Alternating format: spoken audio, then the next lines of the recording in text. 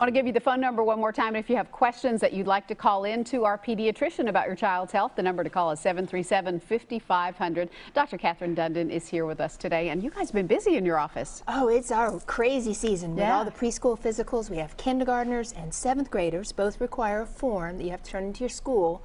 So if you have a kindergartner or a rising 7th grader, make sure you've gone to your doctor, got your form, immunizations up to date. Don't wait, because everybody's going to try to get in. School first starts of August. earlier and I earlier. know, it does. It does. All right, we've got a lot of folks who have called in. Let's talk to Crystal first. What's your question for the doctor? Yes, I have a 3-year-old who's fixing to start preschool, and we are having a very difficult time potty training him. And I'm just concerned, do I need to think about, is it a medical condition, or do you have any tips on some ways that I might can get some results? That's tricky, isn't it? Yes, and it's always the boys that are the laggers. So girls, I tell people, usually potty train 2 to 2.5, but boys 2.5 to 3, and sometimes to 3 years, 4 months or even. And the real trick is not to try so hard, because you get in a fight or a balance or a tension just for back and forth. So one of the best ways is to let the preschool do it, or go around some other kids and let them just imitate other children. Sometimes I even tell them, oh no, let's not do it today, tomorrow, you're too little, and let them start to lead you, because when we sort of push and try to lead them, you just don't get anywhere. And you didn't pick a day to teach him to walk or pick a day to teach him to talk. It just sort of happened.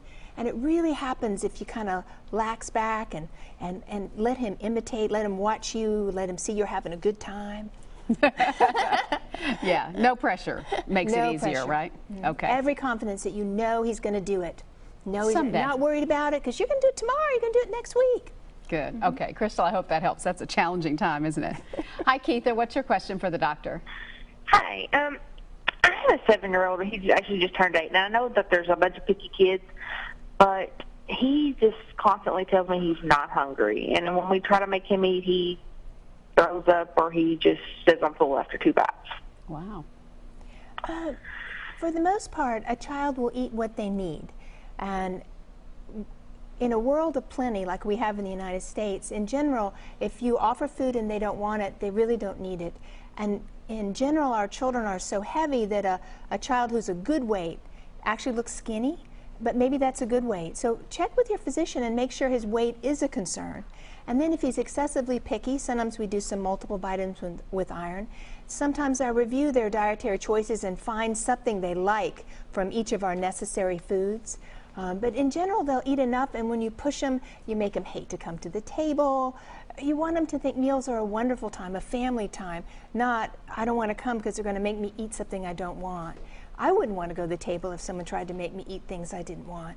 So it's a balancing act, and it's not always easy. You might want to talk with your doctor about it to also make sure his nutrition is good. Yeah, that makes it kind of a battleground for the whole family, doesn't it? And then it's unpleasant, and mealtime should be a very special time. Yeah, what are some key foods that kids need to think about, or that parents need to think about for their kids if they're picky eaters? Well, I look at different food groups, and almost always I can find something from the protein group, something from the dairy group, something from the fruit or vegetable group that a child will eat. And they just need to eat that every day. And it doesn't necessarily have to be 6 green vegetables or 6 fruits, but just 1. And then we do have a lot of fortified foods. We have fortified drinks. We have vitamins we can give. So usually it is okay. It is okay. I have much more trouble with overweight children, not undernourished children. All right. Thank you so much for being with us today. We appreciate it. My pleasure. Thanks to our callers.